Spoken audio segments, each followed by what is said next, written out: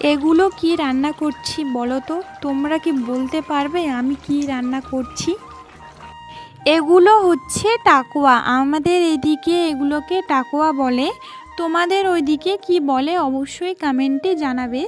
তো দেখো এইখানে মা কাটছে এগুলা। প্রথমে মুখের খোসাটা থাকে ওটা কেটে ফেলতে হয়, আর পিছনের যে অংশটা আছে এটাকে কেটে বাদ দিতে হয় অনেকটা, না হলে তো আবার বেরোবে না।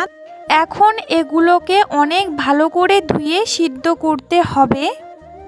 তো দেখো কি কি মশলা দিব, পেঁয়াজ, রসুন, আদা আর কাঁচা লঙ্কা ভালো করে থেতো করে বেটে নিতে হবে। কড়াইতে তেল দিয়ে দিছি, তেলটা গরম হলেই পেঁয়াজটা দিয়ে ভালো করে ভাজা করব। পেঁয়াজটাকে অনেক ভালো করে লাল লাল করে ভেজে নিতে হবে, তাহলেই স্বাদ আসবে। এখন টাকুয়াটা দিয়ে একটু ভালো করে নাড়াচাড়া করে লবণ আর হলুদ গুঁড়ো দিয়ে ভালো করে নাড়াচাড়া করে ঢেকে রাখতে হবে হালকা আর একটু সিদ্ধ হওয়ার জন্য। এখন পুরোপুরি ভাজা করতে হবে, বেশি টাইম নিয়েই ভাজাটা করতে হবে।